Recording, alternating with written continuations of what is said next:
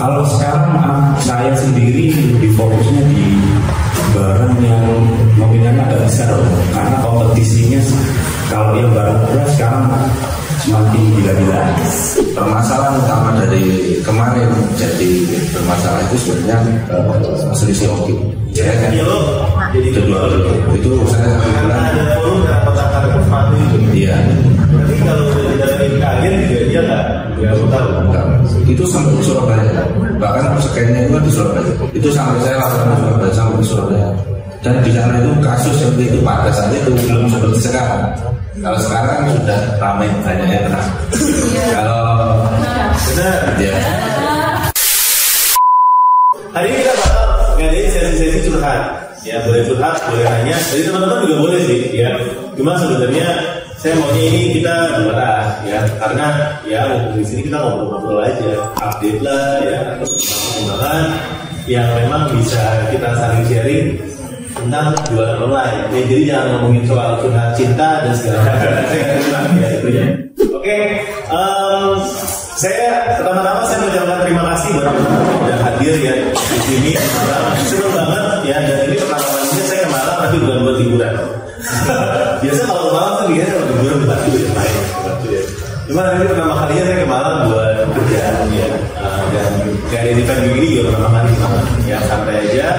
Tapi senang banget ya ketemu teman-teman terutama yang belum pernah ketemu offline tapi udah sering kontek-kontekan ya. Mas Saiful saya cukup tahu ya. Ada juga kemarin di belakang tadi Mas Kadir yang juga bilang sering DM-an, tapi saya juga bakal ketemu enak ini ya. Mudah-mudahan persepsi kalian kalau melihat saya di online sama offline-nya sama ya. Mudah-mudahan ya. Kalau beda pun kalau bisa lebih bagus, lebih ganteng ya, lebih lain ya. Tapi ya ini mudah-mudahan jadi wadah hari ini buat kita saling sharing aja ya. Nah ya mungkin boleh perkenalan diri dulu ya. Mungkin dari Mas yang mukanya mirip Pak Menteri, Mas Nadiem ya. Saya Haris ya. Kalau asalnya bukan asli Malang sebenarnya, cuma sudah lama di Malang dari 2009 di Malang, dan dapat jodohnya di Malang juga, rezekinya di Malang, akhirnya sekarang jadi warga Malang gitu. Kalau sejak berjualan online itu sejak 2014. Kalau jualannya sih yang sebelumnya itu peralatan gunung, habis itu karena kita cari gimana caranya kita bisa bertahan, akhirnya kita berubah ke fashion, karena kalau fashion kan perputarannya cepat. Kalau kayak peralatan outdoor gunung seperti itu kan kayak orang di tenda, biasanya sekali dalam seumur hidup. Beli tas carrier kadang sekali dalam seumur hidup. Tapi kalau misal kayak fashion, kayak sepatu gitu kan bisa 3 bulan sampai 4 bulan sekali beli. Jadi saya mikirnya nanti dirubah ke fashion karena perputarannya cepat, persentase keuntungannya juga lebih besar kayak gitu sih. Jualan peralatan outdoor malah persentase keuntungannya lebih kecil daripada fashion. Keuntungannya lebih kecil karena kita jual brand. Dulu kan ada HET-nya iya. Siap. Misal kayak merek dulu misal outdoor gitu Konsina ya, kan ada HET-nya, harga standarnya itu misal 100.000, kita ambilnya itu biasanya keuntungannya 20%. Tapi zaman dulu 2018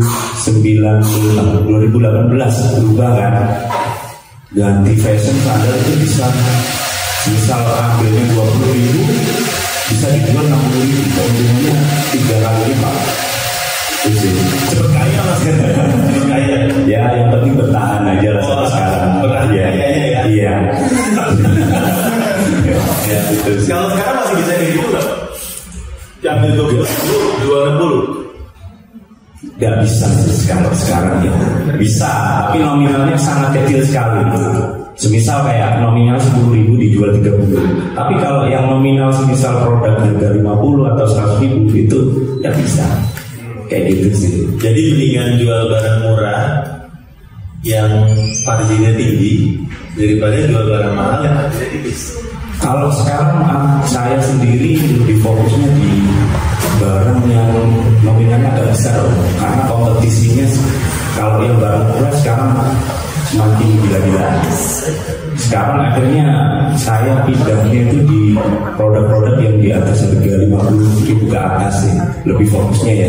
Dan ngejarnya itu di omset sekarang.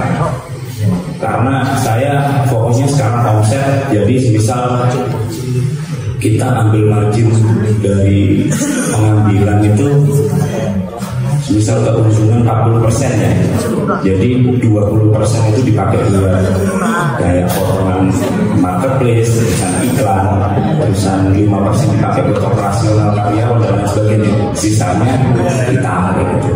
Sisanya berapa persen? Saya masih bersih 15% dari omset ya. Omsetnya sekitar 10 M ya? Amin. Omsetnya ya masih bisa juga Mas ya? Masih. Hebat sih kalau Ya. Sekarang dari fokusnya banyak di fashion, sepatu, sandal, sama tas itu masih baru memulai gitu. Merek sendiri. Produksinya itu modelnya kayak ini sih, apa namanya, manglon, cuma bahan baku beberapa yang hubungan sama pabrik kayak misal sol, bahan-bahan kulit dan sebagainya, saya sendiri yang belanja. Oh, jadi kasih manglonnya udah sama bahannya ya? Iya, udah seperti itu. Ya.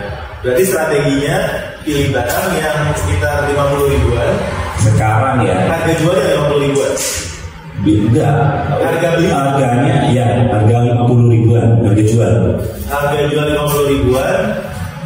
50, 80, 100 ribu. Tapi di bawah 100 ribu. Iya di bawah. Tapi rata-rata di atas 100 ribu, di atas 50 ribu. Tapi itu yang toko utama. Kalau toko saya sendiri banyak. Hobinya koleksi toko ya? Ada kategorinya masing-masing kok. Oh, segmenter.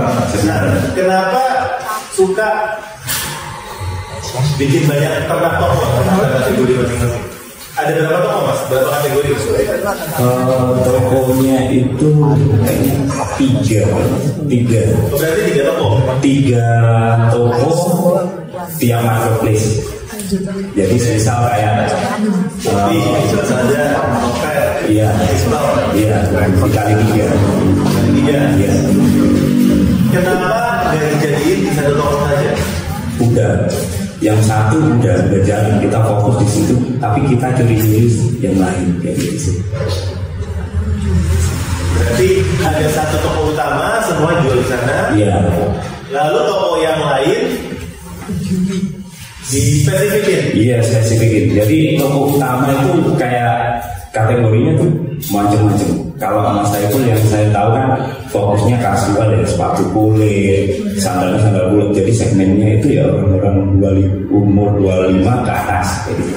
Kalau saya ya karena dulu masih labil ya pantofel aja, sandal anak-anak aja, sandal anak muda aja kayak gitu. Ya, semua dihajar ya? Semua dihajar. Tapi sekarang tetap di toko utama tetap seperti itu, tapi kita ada perbaikan meskipun nggak sebagus yang toko utama. Perbaikannya itu segmented itu tadi, buat toko lagi, tapi segmennya misal kayak sandal khusus anak muda, terus buat toko lagi yang memang segmennya itu untuk kasual kayak orang-orang tua gitu. Berikutnya ya Mas. Terima kasih. Perkenalkan, nama saya Saiful. Toko saya Ataya Desain. Saya jualan sudah mulai 2018 jualan, cuma khusus yang sepatu. Untuk yang 2018 itu saya jualan sepatu, tapi sebelumnya itu jualan kaos. Makanya nama tokonya Ataya Desain itu sebenarnya awalnya saya jualan kaos custom DTG. di print ya? Di print. Sebenarnya awalnya di situ, jadi karena pasar apa? Ya nyoba aja kayak tadi nyoba bagaimana saya nyari produk yang lebih masuk. Nah, alhamdulillah 2018 saya dapat supplier untuk jualan sepatu pada saat itu. Nah, mulai dari 2018 itu sebenarnya belum tinggi juga untuk masih baru. Nah, baru tinggi itu saya kenal dengan Lazada. Sebenarnya saya sudah join kemana-mana, mulai Bukalapak, Shopee, Tokopedia semua. Cuma tidak bisa. Nah, ketika saya join Lazada pada saat itu 1 bulan langsung naik. Tapi ya saya kurang tahu namanya permasalahannya apa nggak tahu. Jadi mulai itu sampai COVID kemarin masih tinggi.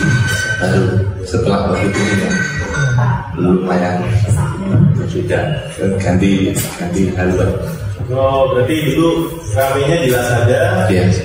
Ramenya pertama tuh nggak ngerti tahunnya ya itu rame. Iya.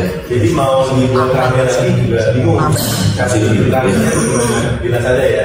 Iya, tapi ya sebenarnya tahu permasalahannya, cuma ini kan lebih cenderung permasalahan pengiriman. Pengiriman? Iya. Kenapa pengiriman? Berubah. Saya akhirnya pindah. Saya kirimkan kalau di Lazada itu nggak bisa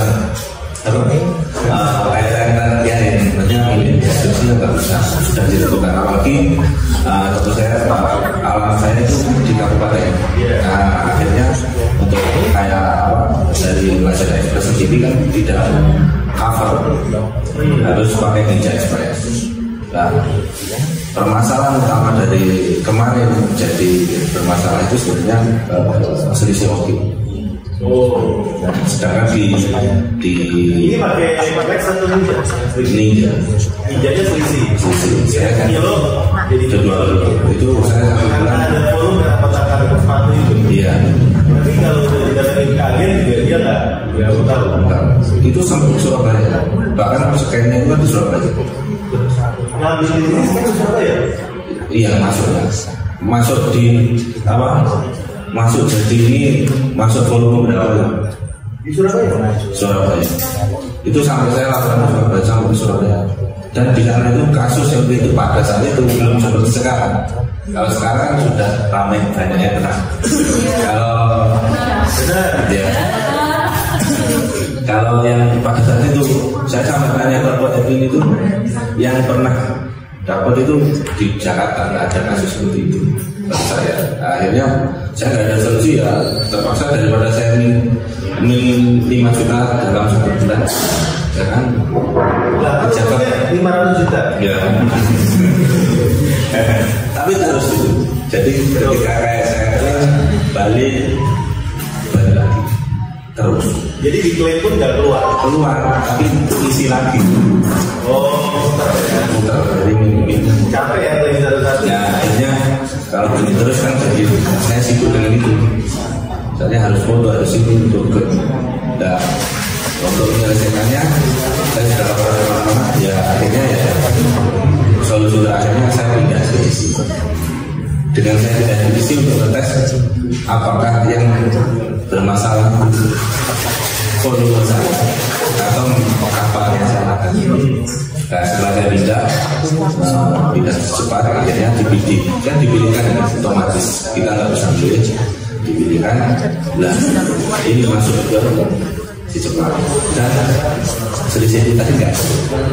Ya, saya kan bingung tapi jadi seperti karena teorinya ya akhirnya tapi masih masuk di Indonesia juga untuk wilayah-wilayah yang jauh Kalimantan Utara. Kalau saya kirim dengan top ya kemana saya kirim dengan tanpa top, tapi saya kasih surat permohonan maaf. Jadi dia jelek. Ya dia di sana. Jadi sekarang Lazada turun, Tapi toko di tempat lainnya naik. Bahkan di tempat lain kayak di Shopee, iya nggak tahu saya nggak tahu, yang jelas saya ngajukan, yang alhamdulillah masuk juga. Akhirnya saya tertarik di situ. Apa namanya? Ibaratnya yang nggak bilang ini juga masih ke situ. Ini ya. Mungkin ini berkah karena ikut kelas membotak. Soalnya selama pandemi itu saya ikut. Ini lanjut. Kayaknya rasanya pernah ikut juga ya.